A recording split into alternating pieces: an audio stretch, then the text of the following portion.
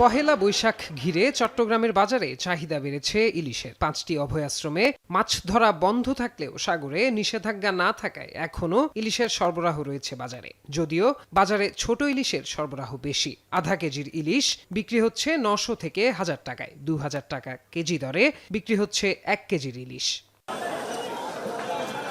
বরিশালের পাইকারি ও খুচরা বাজারে ইলিশের দাম অনেকটাই ঊর্ধ্বমুখী। সাধ্যের মধ্যে না থাকায় ক্রেতারা কিনতে পারছেন না পছন্দের ইলিশ। খুচরা বাজারে 800 থেকে 900 গ্রামের ইলিশের কেজি 2400 টাকা, আর 1 কেজির ইলিশ বিক্রি হচ্ছে 3000 টাকা কেজি দরে।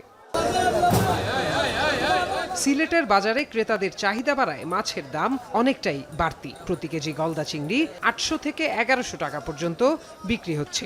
পাবদা, কই, ট্যাংরা সহ সব ধরনের ছোট মাছের সরবরাহ কম থাকায় বেড়েছে দাম।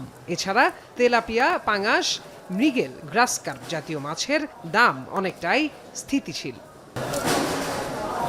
পহেলা বৈশাখের আগে চাঁদপুরের বাজারেও বেড়েছে মাছের দাম। নদীতে মাছ ধরা নিষিদ্ধ থাকায় চাষের মাছই ভরসা ক্রেতা বিক্রেতাদের।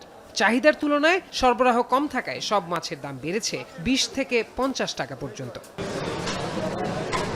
তবে ময়মনসিংহের বাজারে সরবরাহ বাড়ায় কমেছে ইলিশ ও অন্যান্য মাছের দাম। সপ্তাহ ব্যবধানে 1 কেজি ওজনের ইলিশ কেজিতে 300 থেকে 500 টাকা পর্যন্ত কমে এখন বিক্রি হচ্ছে 1700 থেকে 1800 টাকায়। এছাড়া 1.5 থেকে 2 কেজির রুই কাতলা 320 থেকে 340, তেলাপিয়া 180, পাবদা 300 এবং গলদা ও বাগদা চিংড়ি বিক্রি হচ্ছে 600 থেকে 700 টাকা কেজি দরে। এদিকে বগুড়ার বাজারে নতুন করে বাড়েনি মাছ মাংসের দাম, বরং মুরগির দাম কেজিতে কমেছে 15 থেকে 20 টাকা পর্যন্ত। গরুর মাংস প্রতি কেজি 750 এবং খাসি বিক্রি হচ্ছে 1100 টাকায়। বাজার মূল্য নিয়ন্ত্রণে রাখতে নিয়মিত বাজার মনিটরিংয়ের দাবি ক্রেতাদের। প্রত্যয় দাস, এখন।